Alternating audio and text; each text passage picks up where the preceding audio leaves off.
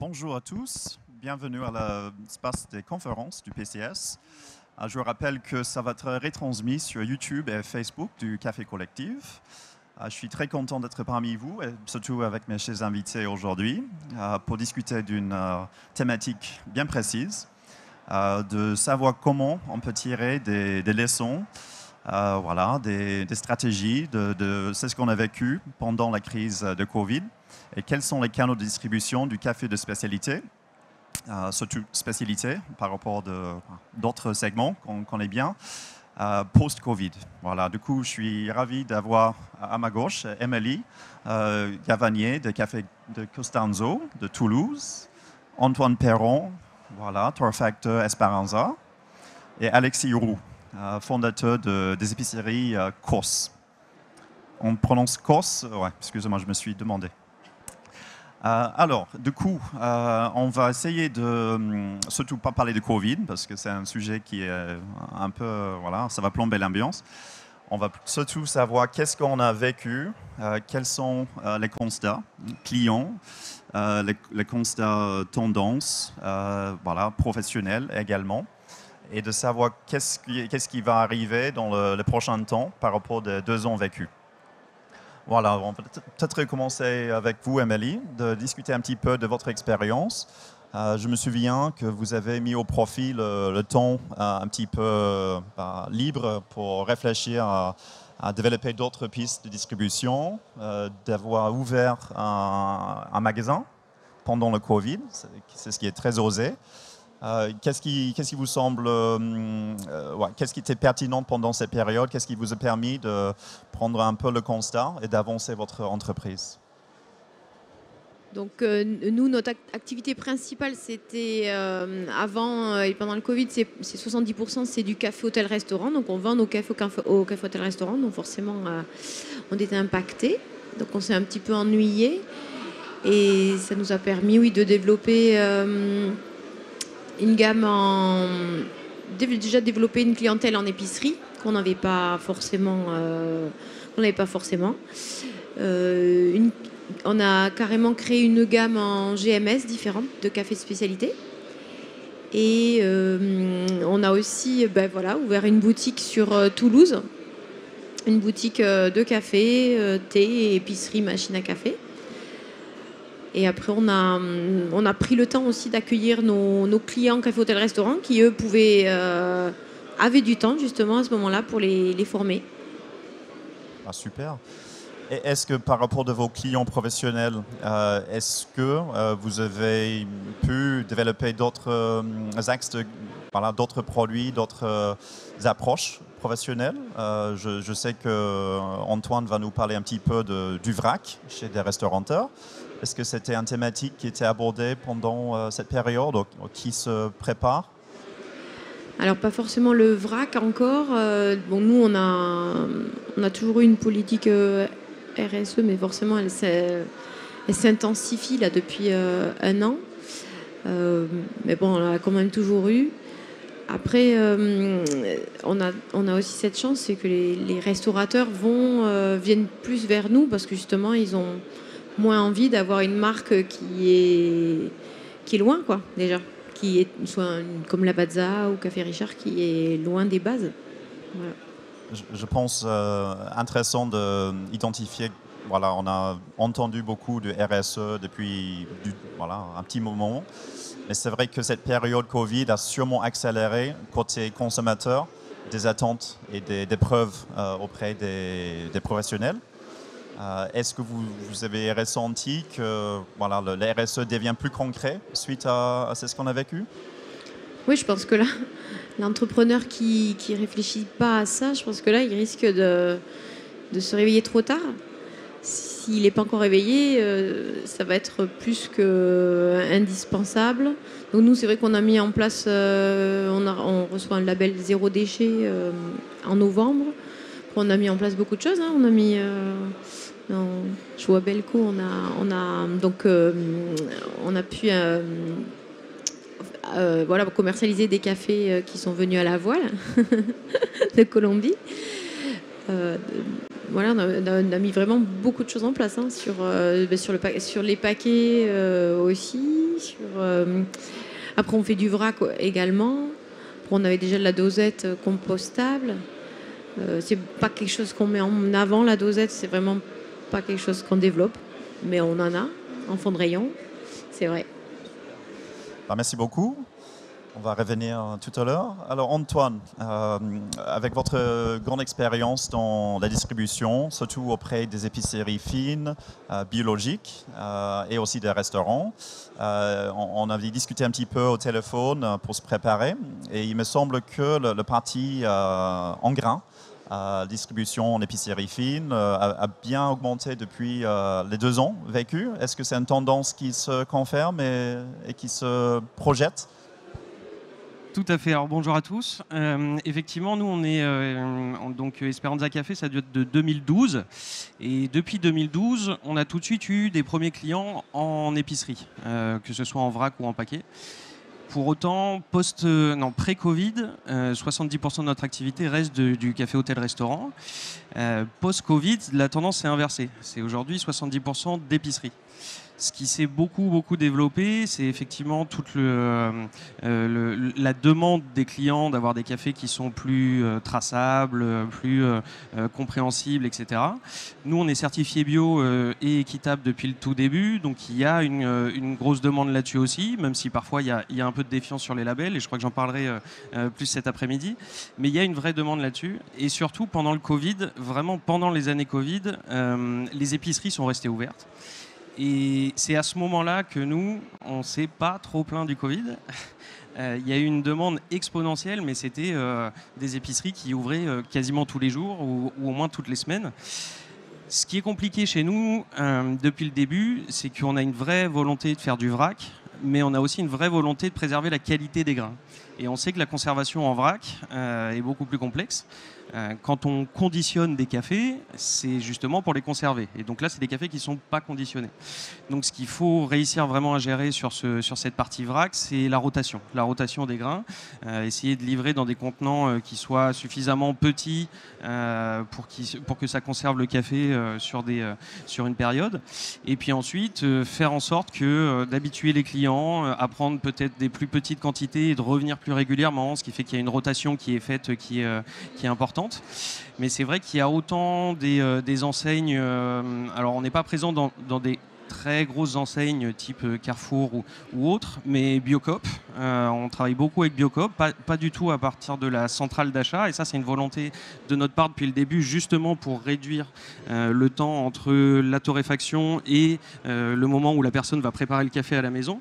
Donc ça c'est vraiment le challenge se trouve là, pour réussir à conserver la qualité tout en essayant d'avoir un impact assez faible sur tout ça, c'est vraiment la clé. Mais ce qui est impressionnant, c'est la demande. Et notamment quand tu parles du grain, je pense qu'en même temps que les épiceries référençaient nos cafés, les particuliers achetaient beaucoup de machines à grains, de Longhi pour ne pas les citer, mais d'autres aussi. Et du coup, la demande sur le grain est exponentielle. On a eu beaucoup de cafés moulus vendus en magasin au début. On essayait d'en faire le moins possible, de mettre des moulins dans les épiceries pour que la clientèle ou le service arrière prépare une mouture adaptée. Et finalement, on se rend compte qu'aujourd'hui, les moulins sont toujours en boutique, sans problème, mais sont de moins en moins utilisés. Et donc finalement, même les paquets emballés, moulus, nous, on n'en fait presque plus, au profit de solutions vrac, avec des moulins, avec des dates de torréfaction écrites dessus. Donc il faut vraiment réussir à garder les codes du café de spécialité, le maximum d'informations sur les silos, les tailles de mouture bien indiquées, les dates de torréfaction, etc. etc. Et à partir de là, nous, on est super contents et super fiers. On sait que la demande est là et les clients sont contents parce qu'ils reviennent. Voilà. Super, c'est une très bonne nouvelle. En dehors des épiceries et du réseau retail, est-ce que vous auriez innové dans le milieu entreprise, professionnel? Parce qu'on a beaucoup entendu parler du télétravail qui continue, et je pense que c'est une tendance qui est pérenne.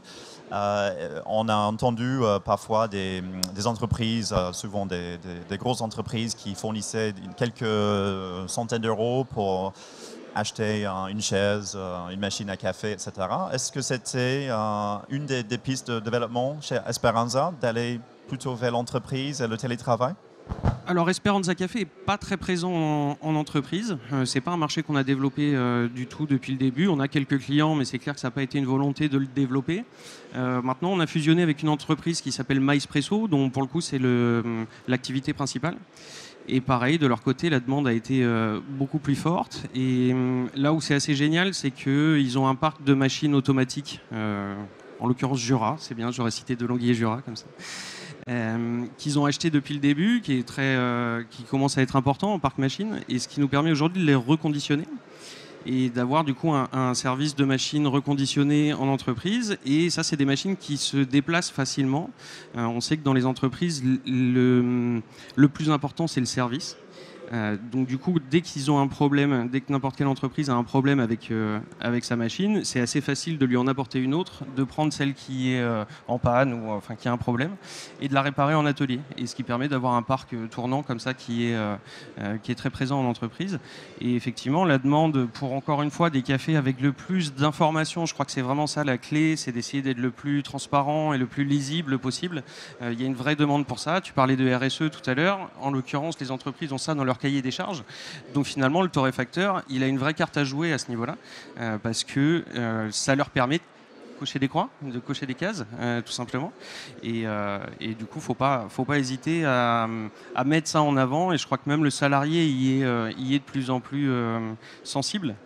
Reste une question de goût à travailler en entreprise, qui est complexe. Voilà. J'allais justement rebondir sur l'aspect gustatif. Parce que parfois, on peut imaginer un consommateur en épicerie fine, il est plutôt à la recherche d'un produit fin, d'une expérience bien recherchée. En entreprise, parfois, c'est plutôt un réflexe, un peu un automatisme pour se réveiller, pour passer du temps avec des collègues. Je me souviens dans notre discussion, tu m'avais parlé du profil espresso qui était de plus en plus demandé et au chagrin des méthodes douces. Parce que c'est vrai qu'aujourd'hui, on a une grosse facilité de préparation en espresso avec des machines automatiques qui deviennent beaucoup plus abordables, qui deviennent aussi réparables, comme la marque citée. Est-ce que tu vois bien aussi un avenir pour le café filtre, à la fois en retail et aussi en professionnel, et de pouvoir transmettre davantage, plus de messages autour des terroirs? Parce qu'on peut dire que le filtre, c'est un vecteur de dégustation assez large. Qui met un petit peu moins en avant la torréfaction que ne peut mettre le terroir, et je suis super d'accord avec ça. C'est vrai que ça, c'est tout un challenge dans cette nouvelle consommation de café à la maison, avec toutes ces machines automatiques qui sont destinées à faire des espressos. Toutes les torréfactions plus légères ont moins la cote. Et pourtant, on peut souvent avoir... alors, nous, tous nos cafés sont au même prix depuis le départ, mais en tout cas, on peut toujours avoir cette idée qu'un café extraordinaire d'Afrique, en Éthiopie, avec un process incroyable et qu'on va torréfier très, très légèrement, va être le meilleur café. Sauf que quelqu'un qui vient d'acheter dans sa tête la meilleure machine et qui va vouloir acheter le meilleur café et qui se retrouve avec une torréfaction très légère en espresso, forcément, il ne va pas comprendre. C'est quelque chose qui est naturel. Hein. Donc il faut pousser vers ces méthodes filtres en mettant en avant typiquement le type de préparation sur les moulins dans les épiceries, et en ne se limitant pas forcément à la cafetière italienne, la cafetière à piston, mais en mettant vraiment V60, Chemex par exemple, pour essayer de rentrer un peu ces termes et ces matériels dans les têtes des consommateurs.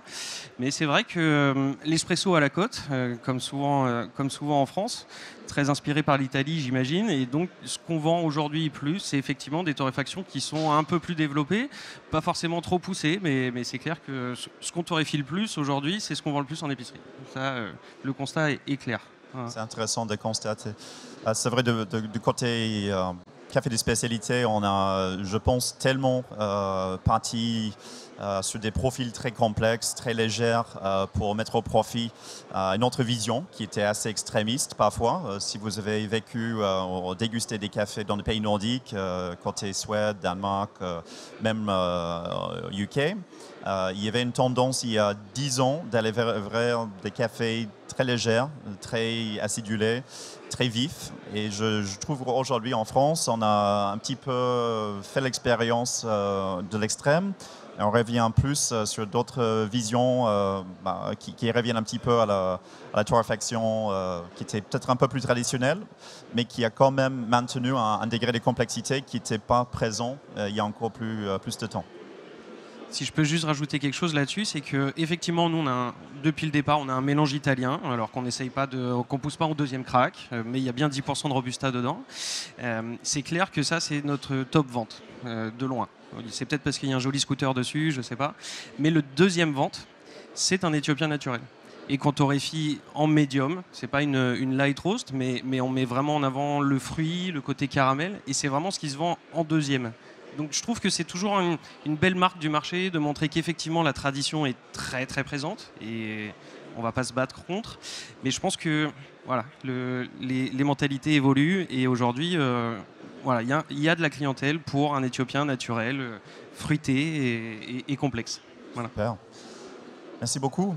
Alexis, on parlait juste à l'instant du succès des épiceries pendant Covid et surtout l'avenir qui se prépare. Antoine avait bien cité qu'il y avait beaucoup d'ouvertures d'épiceries pendant Covid. On avait échangé rapidement au téléphone par rapport de peut-être une tendance qui était peut-être un peu faussée, des épiceries fines qui ont ouvert souvent dans des endroits peut-être un peu plus osés, avec plus de risques à se vivre on va dire, je ne veux pas utiliser le mot crise, mais le moment qu'on vit actuellement, économique. Comment est-ce que vous ressentez aujourd'hui et le lendemain de l'épicerie? Vous qui étiez innovateur dans la distribution des cafés en vrac depuis longtemps, il me semble que c'est un enjeu aujourd'hui qui se pose. Est-ce qu'on va continuer à évoluer vers plus d'épiceries dans des quartiers plus populaires, ou est-ce que vous allez voir un petit resserrage du marché? Bonjour à tous, donc Alexis Roux de Bézieux. J'ai créé COS, un réseau de 3 épiceries, et je suis également président de la Fédération des épiciers qui représente 22 000 épiciers indépendants sur le territoire national. Ce qu'il faut comprendre, c'est que dans le marché, en fait, ce qui a évolué, c'est que dans les 10-15 dernières années, il y avait le bio et pas le bio. Et c'était vraiment ça la ligne de partage des eaux. Depuis 5 ou 6 ans, la différence, elle se fait aujourd'hui entre local et global, quelque part. Entre local et non local. Et le bio est devenu un truc de grande distribution. Aujourd'hui, notamment à la faveur du Covid, il y a beaucoup de gens qui ont ouvert des épiceries, un peu dans tous les quartiers, avec beaucoup de directs producteurs en fruits et légumes, pas mal de local également. Donc, première question qu'on peut se poser, quelle est la place du café là-dedans? Parce que le café ne pousse pas en France. Bon, la torréfaction est faite en France.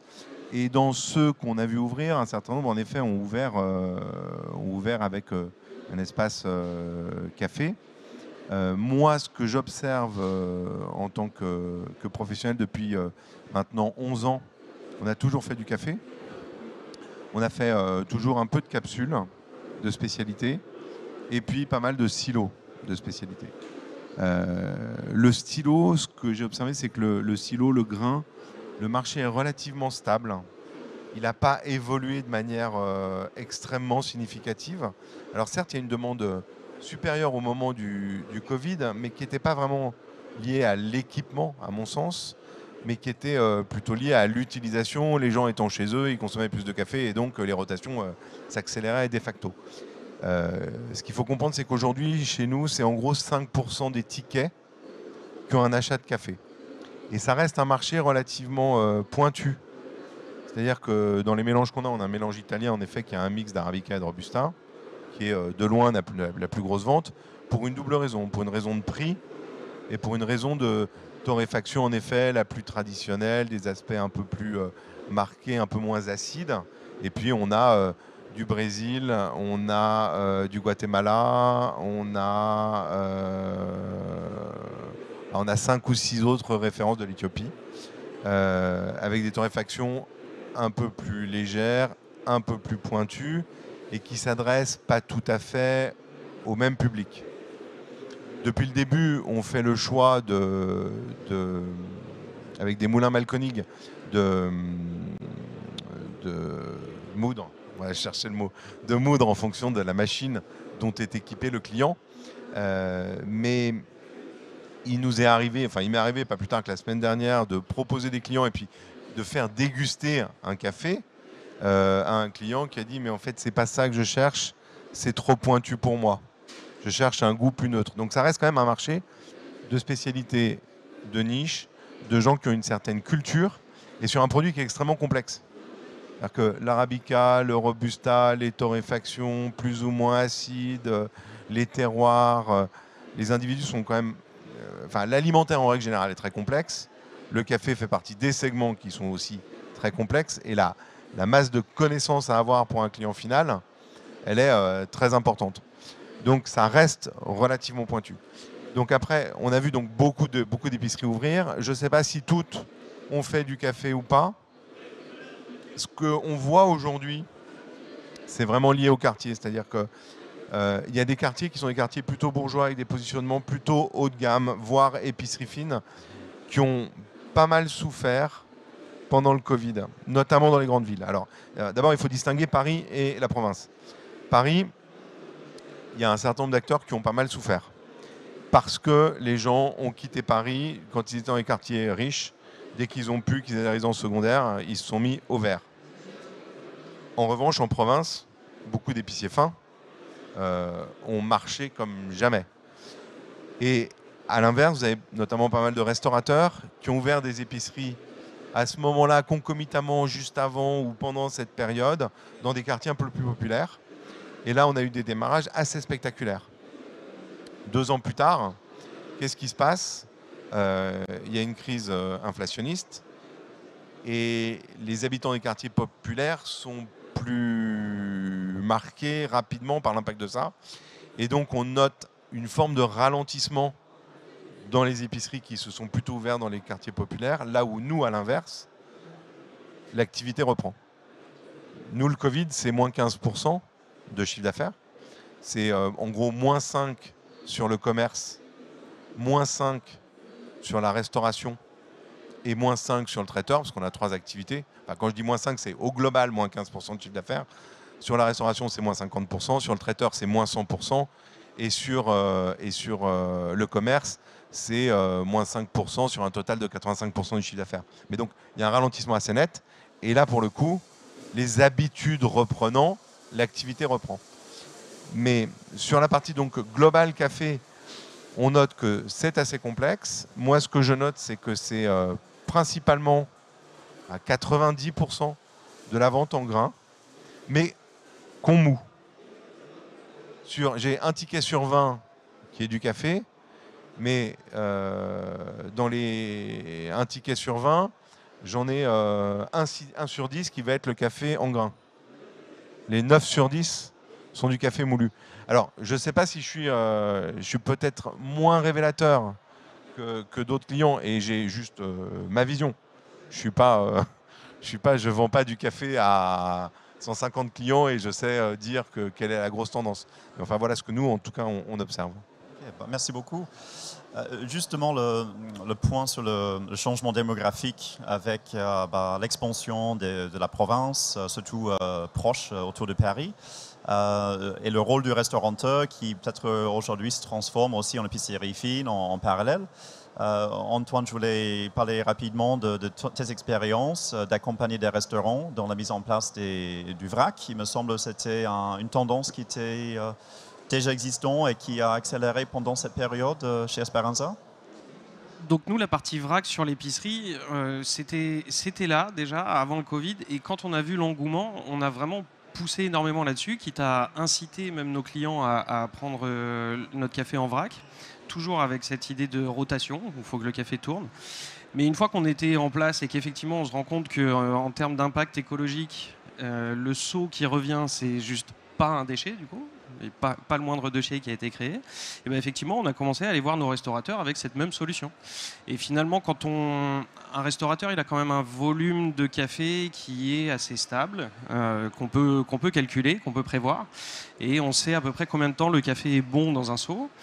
Et, donc à partir de là, effectivement, on peut largement développer des solutions vrac avec les restaurateurs. Et aujourd'hui, ça se fait de plus en plus. Alors clairement, hein, avec un côté incitatif sur le prix, parce qu'ils ne payent pas l'emballage, ils ne payent pas l'activité de conditionnement non plus. Donc ce qui fait baisser le prix du kilo de café. Mais je ne pense pas qu'il y ait de baisse de qualité, parce que c'est toujours notre crainte. On suit beaucoup les restaurateurs avec qui on a commencé sur cette activité-là, et ils en sont extrêmement satisfaits. Donc oui, aujourd'hui, même en restauration et même en coffee shop, des baristas qui pèsent leur café tous les matins le sortent d'un seau en vrac. Ouais. C'est vraiment une tendance, surtout sur Paris, avec aussi un réseau de coursiers à vélo qui ont aussi permis de développer par cette logistique. Si on revient un petit peu au consommateur, Alexis, on a tous constaté que le consommateur devient plus exigeant, pose plus de questions et a plus de vocabulaire, plus de moyens pour juger la qualité d'un café. Est-ce que, avec le rôle du restaurateur, Émilie, est-ce que dans votre réseau CHR, est-ce que vous avez vu que le restaurateur était plus demandeur de la formation et de l'accompagnement pour aller vers une exigence qualitative plus haute? Est-ce que c'est une tendance qui se voit dans votre réseau? Peu. Peut-être vers les restaurants gastronomiques, oui, qui vont être demandeurs sur la traçabilité, l'origine du café, le process, le profil aussi gustatif. Sinon, c'est plutôt nous qui sommes proactifs pour leur expliquer qu'on fait un café de spécialité, que c'est pas n'importe quel café. Et non, ils sont pas si au courant. Ils découvrent avec... je pense qu'ils découvrent beaucoup de choses. Hein. C'est un peu ce que Alexis disait, c'est que le monde du café, alors je ne sais pas si c'est le clivage Paris, mais non, les gens ne connaissent pas encore l'acidité. Donc c'est vrai qu'on est... on arrive avec un... Alors, nous, on a notre best-seller, c'est vrai que c'est un Guatemala nouveau, Huehuetenango, mais parce qu'il a des notes assez chocolatées, assez accessibles, en fait. Hein. Si on reste sur... voilà, si on avait quelque chose de trop élitiste, on a quand même encore du mal à le commercialiser. C'est vrai que voilà, le consommateur, il a parfois une vision des choses qui est assez subjective, et on a tous on parle du travail à transmettre voilà, de manière très pédagogique. Est-ce qu'il y a des outils que vous avez mis en place pour justement communiquer jusqu'au consommateur final, pour un peu pallier à ses attentes et de transmettre des informations?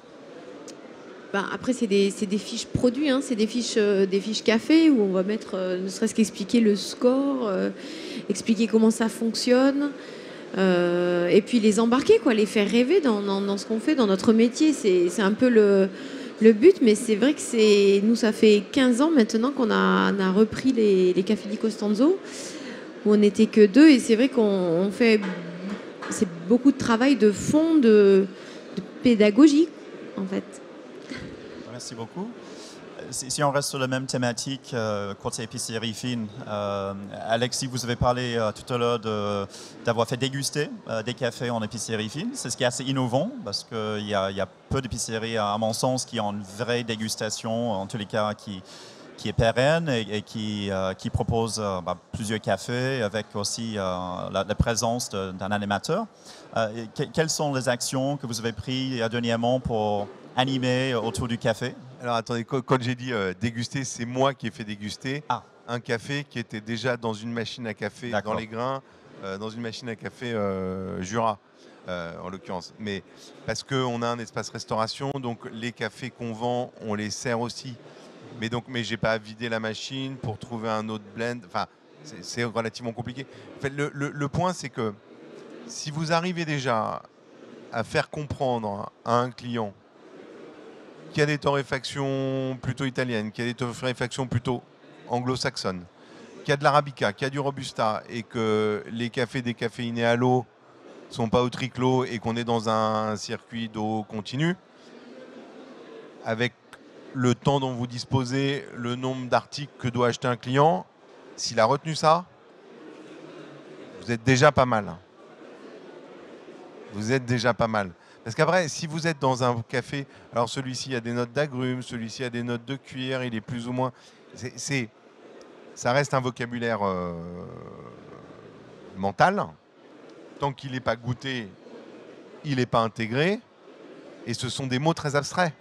Et alors, si vous dites, il y a ça là-dessus, vous pouvez avoir la même chose sur des épices, vous pouvez avoir la même chose sur d'autres produits. C'est extrêmement...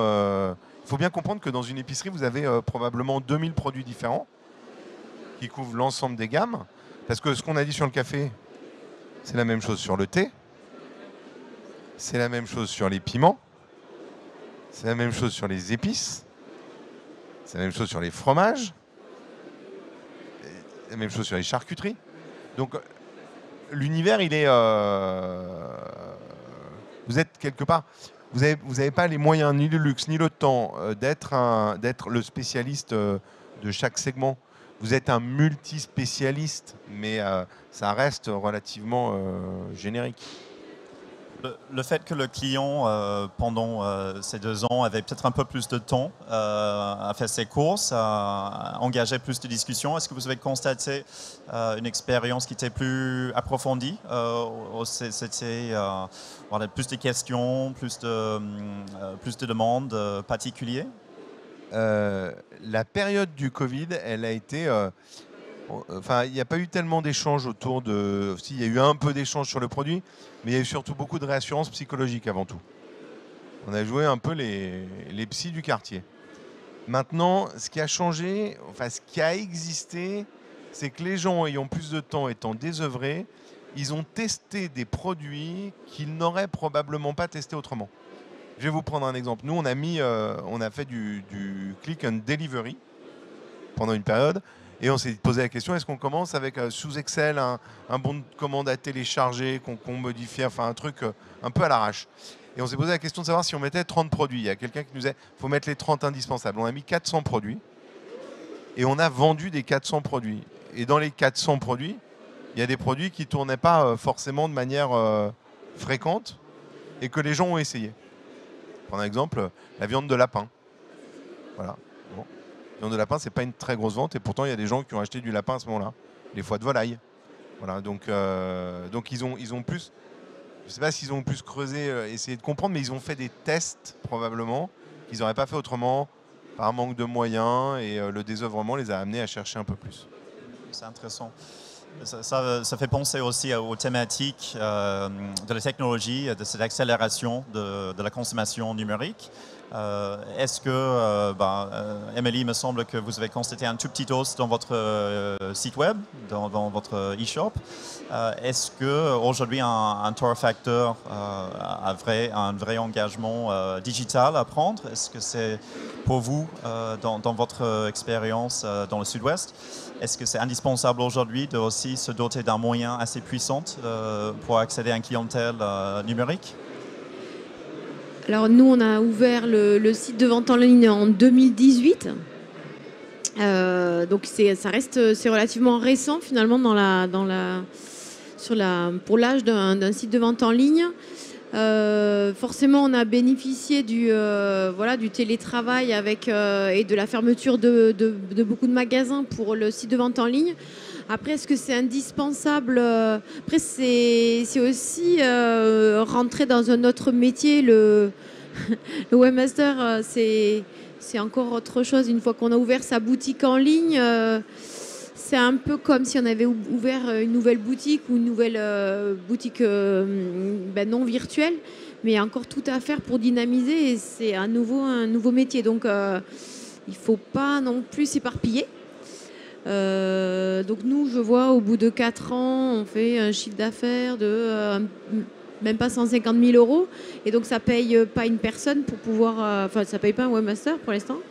Donc, on travaille avec des alternants ou des freelances. Mais c'est vrai que c'est encore notre métier. Donc, est-ce que le Covid a forcément aidé un petit peu?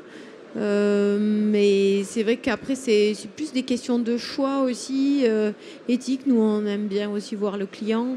En plus, on parlait de... Nous, on ne cherche pas à vendre voilà, en Alsace nos cafés, parce que ben, l'impact, il a peu d'intérêt, quoi.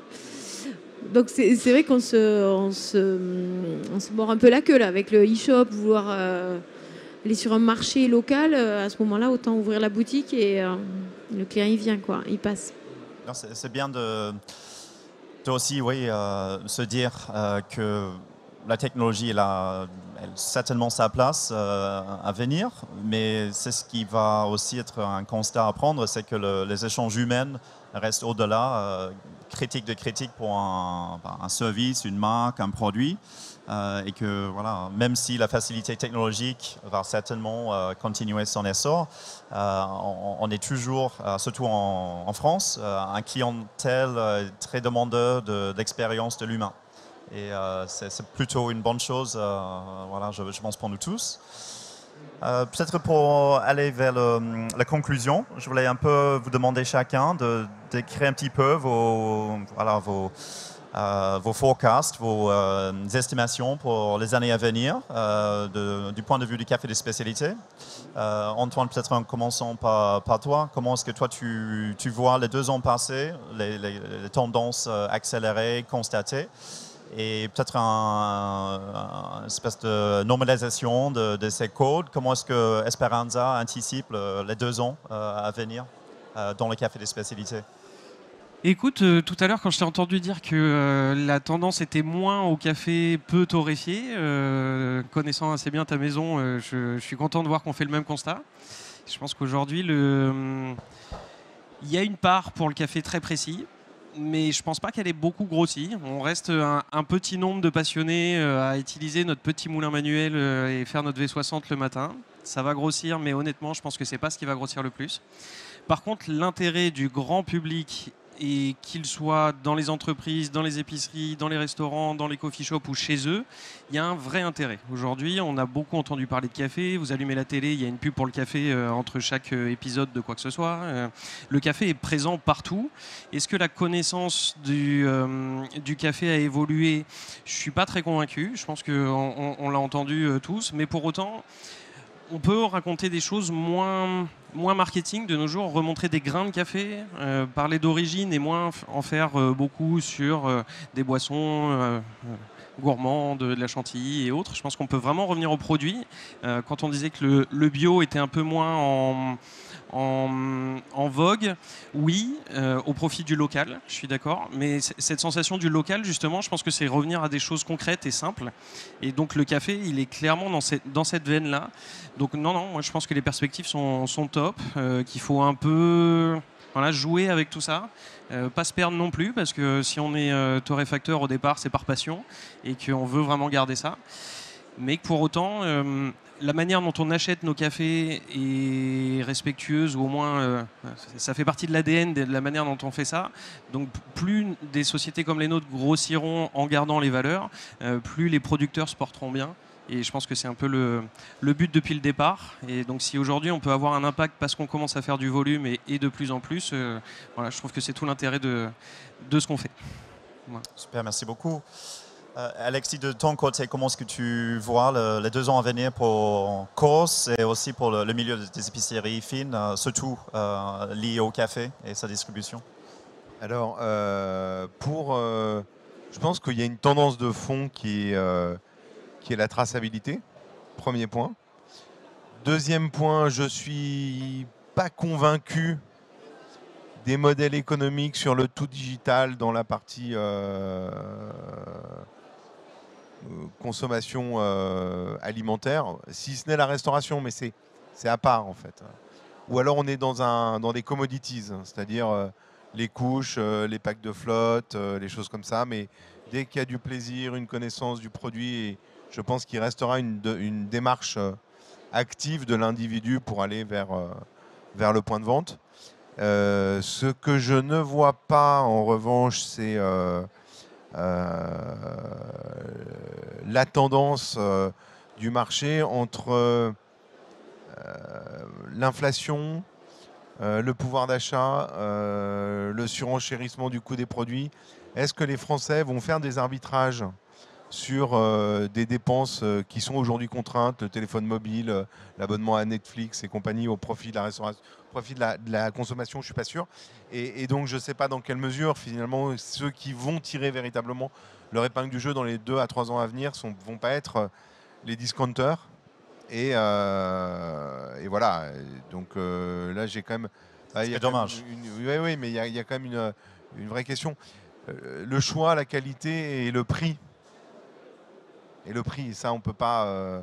et je pense que les années qui viennent vont être malheureusement relativement importantes sur ce plan-là. Je pense que c'est un constat assez objectif.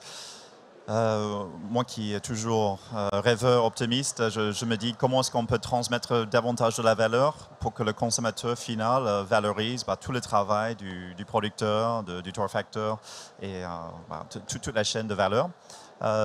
Émilie, pour terminer de votre côté, est-ce que vous avez aussi une vision sur le développement en café de spécialité dans votre réseau? Est-ce que ça va continuer à aller vers le CHR, consommateur, les deux? Est-ce que vous avez une vision d'une croissance plus importante d'un côté ou l'autre?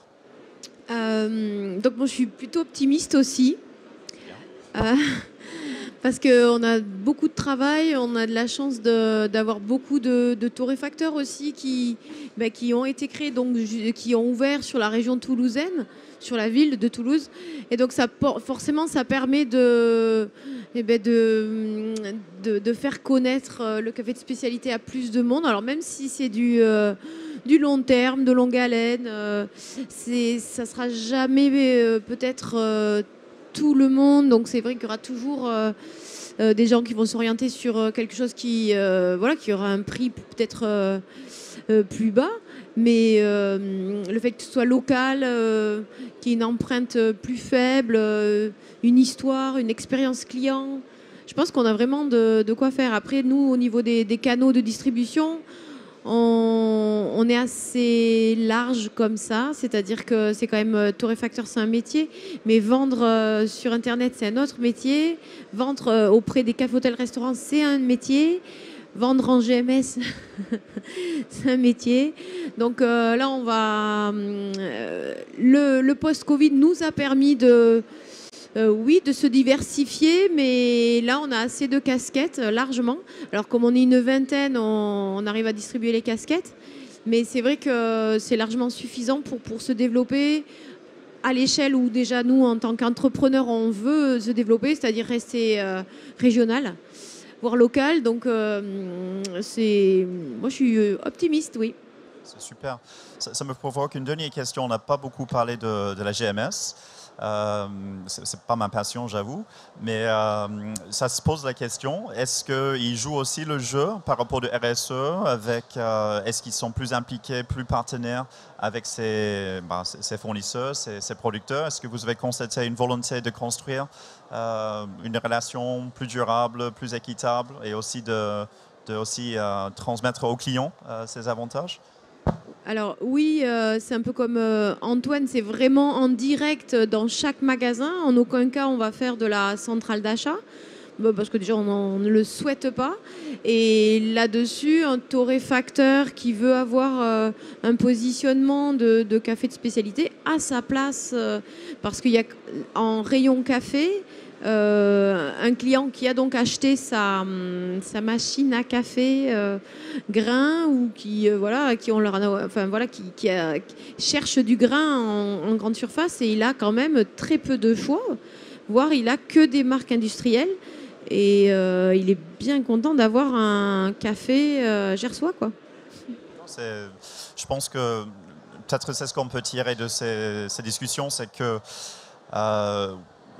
les limites de distribution, ils sont un petit peu illimités. On peut imaginer de casser des codes, de dire que le consommateur il est beaucoup plus ouvert, volontaire de découvrir des cafés de spécialité, que les réseaux existants comme le GMS qui ont été un peu fermés pendant des années, ça se pose la question aujourd'hui.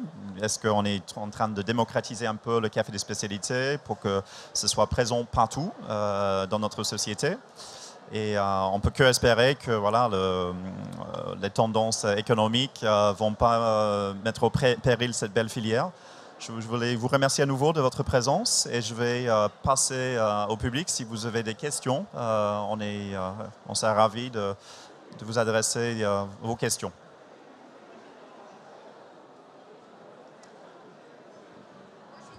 Oui, Marie-Hélène. Merci à tous. Moi, j'avais une question sur la grande distribution. En fait, est-ce que le fait que le café en grains soit considéré comme un produit frais ou devrait être considéré comme un produit frais, du coup, est-ce que c'est un frein justement pour introduire le café en grande surface, à votre avis? Et quels sont les arguments ou quelles sont du coup les solutions qu'on peut proposer pour les supermarchés pour qu'ils prennent du café de spécialité en grains? Alors, donc, nous, on a attaqué la grande surface il y a un an avec une gamme de café de spécialité, mais je suis obligée de dire entre les 80 et 83, parce qu'on ne s'est pas senti, en tout cas, de vendre un paquet à 12 euros sur une... Enfin, je ne pense pas qu'on aurait la rotation qu'on souhaitait. On est resté sur oui, quelque chose de local, vraiment, en jouant sur la Gascogne, même si c'était pas voilà, c'est des cafés qui viennent d'ailleurs, évidemment. Après, on a un système de valves.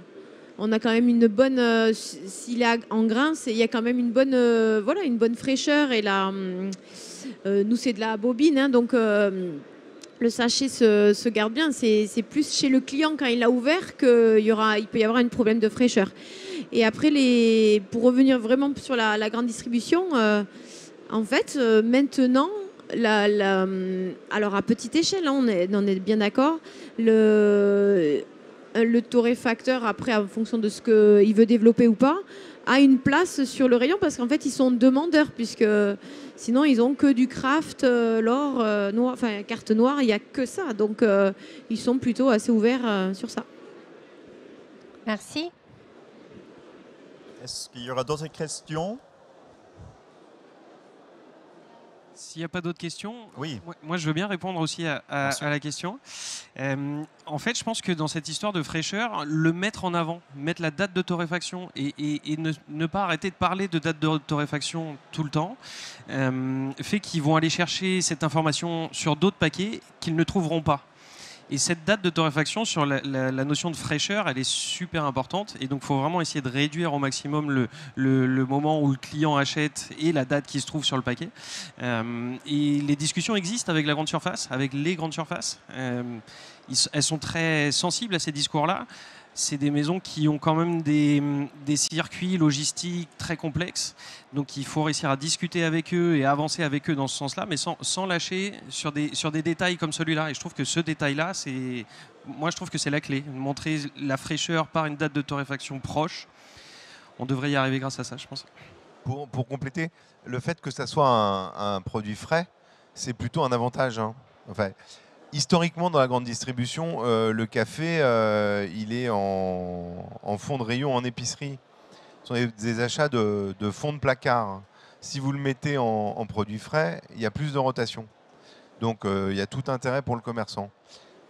Quand on entend par produit frais, là où ça serait un frein, c'est si ça devait être dans une partie réfrigérée. Parce que là, c'est la partie qui coûte le plus cher, donc il faut mettre les produits qui est les plus fortes rotations et les taux de marge les plus élevés. Et le café, on est quand même relativement limité en taux de marge. Sur un produit d'impulsion, on peut pratiquer un coef de 2,5, 3. Sur du café, on peut pratiquer du 1,5, 1,7, 1,8. Pas beaucoup plus. Alors, le sujet là-dessus, c'est que c'est un produit en plus intermédiaire. Quand je dis c'est un produit intermédiaire, vous achetez un yaourt, vous le consommez dans la journée. Vous achetez un sandwich, vous le consommez dans la journée. Le café, vous le consommez probablement plus rapidement que l'huile d'olive, mais moins rapidement que le sandwich. Donc, c'est un produit frais, donc ça c'est plutôt un avantage. C'est un produit à rotation relativement rapide, donc ça c'est plutôt un avantage. Et en fait, plus on accélère sa vitesse de rotation, plus c'est un avantage pour le consommateur, pour le distributeur. Et alors, je vais être un peu provocatrice. Est-ce qu'on pourrait imaginer de proposer en tant que torréfacteur pour rentrer dans ces grandes surfaces, d'avoir un coin torréfaction et d'installer un torréfacteur sur place dans un supermarché et de torréfier dans le supermarché et de vendre directement dans le supermarché? Est-ce que ça serait quelque chose d'imaginable et d'avoir du coup des clients qui viendraient à la fois faire leurs courses le dimanche et sentir le café, le torréfier et du coup acheter le café fraîchement torréfié sur place? C'est une question que je pose, hein. Moi, je le ferai jamais. Personnellement, je suis plutôt de l'avis de centraliser la production pour investir dans un équipement haut de gamme, des process très très avancés, au lieu de se dispatcher avec plusieurs sites de production, parce que forcément on va se perdre un petit peu en qualité. Par contre, c'est ce que je peux très bien envisager. Coutume, on a aussi une expérience d'opérer des coffee shops et aussi des corners. Et je pourrais tout à fait imaginer un corner coffee shop dans un surface qualitative pour une question d'image et aussi du public, mais d'animer autour d'une machine à espresso, d'avoir pourquoi pas des animations autour de la torréfaction échantillonnage. Ça, c'est tout à fait envisageable de mon côté. Ça a existé. Il y a des grandes marques qui l'ont fait. Moi, je me rappelle d'une expérience comme ça au Lafayette Gourmet. Il y avait un torréfacteur en dessous d'une marque qu'on connaît tous. Je pense que ça répond surtout à du chaud. Voilà, à une expérience un peu vécue par le consommateur. Moi, je suis exactement sur votre position aussi. Je pense que pour maîtriser sa production, il vaut mieux la centraliser, quitte à en faire des volumes plus importants, mais au moins, on peut vraiment contrôler la qualité beaucoup plus que si c'est torréfié un peu partout. On sait qu'il y a des enseignes qui s'ouvrent aujourd'hui qui n'ont pas cette vision-là, qui font des torréfactions de quartier et donc avec des torréfacteurs un peu à droite à gauche, donc c'est pas impossible. Mais je pense quand même que pour conserver une ligne directrice dans ce qu'on se fait, au-delà de l'aspect spectacle, je pense que la centralisation de la production est mieux. Mais pour autant, mettre typiquement ce qu'on a fait, nous on a mis beaucoup de grains de café vert, jaune et marron en rayon. Donc en les montrant, juste en présentoir, de voir du café jaune amène déjà dans le process de torréfaction. Qu'est-ce que c'est que ce café jaune? Et donc rien que de faire vert, jaune, marron, ça amène un peu plus, ça rapproche à des choses concrètes sur le café, quoi. Ouais, moi, je pense que du côté du commerçant, c'est génial. Maintenant, je ne suis pas sûr qu'il y ait de modèle économique pour le torréfacteur, hein. Mais si moi j'ai un torréfacteur qui me dit j'amène une machine, je torréfie, j'anime et tout ça, je dis mais génial. Mais en revanche... Merci. Est-ce qu'il y aura une dernière question pour la route? Sinon, on va peut-être... Ah, bonjour. Vincent, un petit mot peut-être sur cette table ronde. On vous a manqué, Vincent. Si vous voulez peut-être vous introduire, Vincent Ballot qui vient d'arriver suite à un intempéré de train. Qui a eu, hélas, un gros souci de train. Un petit incident de TGV qui m'a privé de participer à cette conférence, mais en même temps, avec le digital, j'ai suivi avec attention la conférence, la vente de lapins et effectivement le fait qu'il ne fallait pas se perdre à faire du digital, même si c'est capital. D'ailleurs, la preuve, c'est que j'ai pu suivre cette conférence. Non, moi, je vais faire un peu le tour inverse de ce qui vient d'être dit. Il faut rendre accessible la torréfaction. Et effectivement, il existe maintenant des appareils, que ce soit chez Phoenix, chez Ikawa ou d'autres, qui sont de petite taille. Et faire découvrir aux gens ce qu'est la torréfaction peut aussi permettre des fois de leur faire découvrir que les capsules ne poussent pas sur les arbres et qu'effectivement, il y a un process de transformation qui est simple, la réaction de Maillard, qui peut être intéressante à démontrer. Et si on a la chance de pouvoir former quelqu'un ou en tout cas montrer les rudiments à quelqu'un, après il y a toujours je pense chez certains la crainte de devoir transmettre un savoir et voire de perdre son savoir. Et je pense que c'est aujourd'hui pas trop pour focuser sur les grandes surfaces parce que c'est pas tellement l'objet, mais si aujourd'hui dans les grandes surfaces vous avez du fabricant de sushi à la boulangerie, à la maturation de la viande, il faudra passer aussi par l'espace de torréfaction, pas seulement celle du café, mais des noisettes, des graines, etc. Et en ceci, je pense que le modèle économique peut très bien fonctionner pour peu qu'il soit effectivement borné avec ce qu'on sait faire, c'est-à-dire les cafés de spécialité.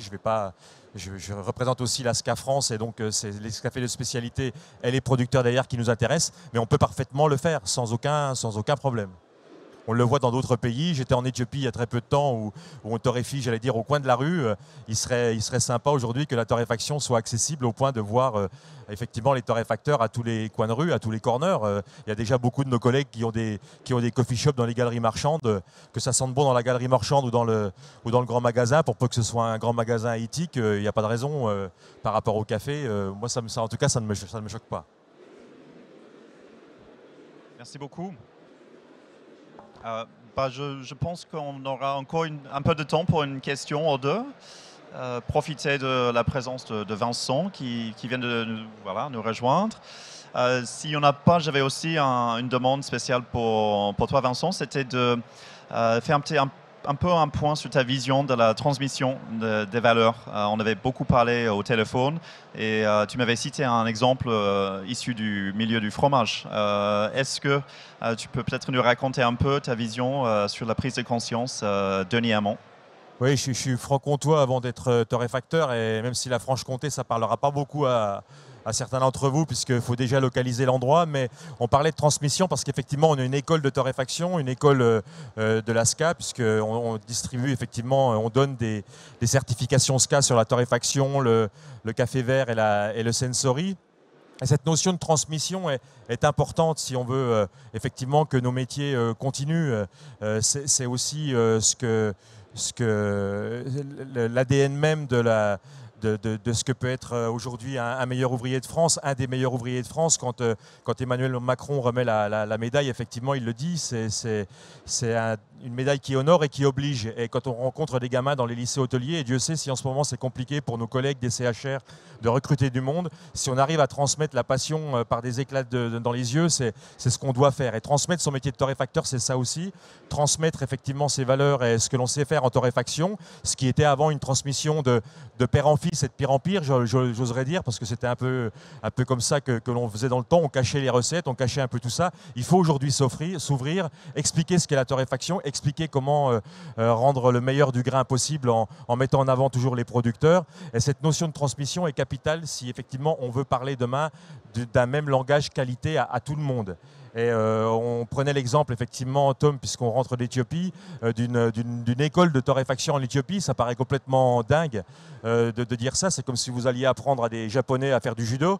Mais c'est en fait le fait de faire comprendre aux producteurs et que les producteurs touchent du doigt ce qu'ils ont besoin d'avoir comme standard, entre guillemets, de qualité pour pouvoir travailler sur le marché local des hôtels de luxe, des hôtels classiques, pour ne pas faire revenir tout simplement pour des raisons débile environnementale du café qui viendrait d'Italie, de France ou des États-Unis dans les chaînes hôtelières d'Éthiopie. Donc transmettre le savoir et la torréfaction, c'est aussi un devoir que l'on a, nous, torréfacteurs, et c'est important de le faire vis-à-vis des jeunes qui veulent se monter, vis-à-vis des jeunes qui veulent créer leur coffee shop pour effectivement montrer ce que c'est simplement qu'une réaction de Maillard, ce qui est tout simple, et ce que les cuisiniers font absolument tous les jours. Donc il n'y a rien de compliqué là-dedans, il faut juste y mettre les bons mots et les bonnes choses et les bons termes, et vous verrez que c'est facile à faire si demain vous voulez vous lancer dans le métier de torréfacteur. Merci beaucoup. Je crois qu'on va conclure. Du coup, merci à nos invités d'avoir contribué à cette discussion. Merci au public. Et on est tous présents au show aujourd'hui. Si vous avez besoin de quoi qu'il en soit, n'hésitez pas. Bonne journée à tous et bon salon.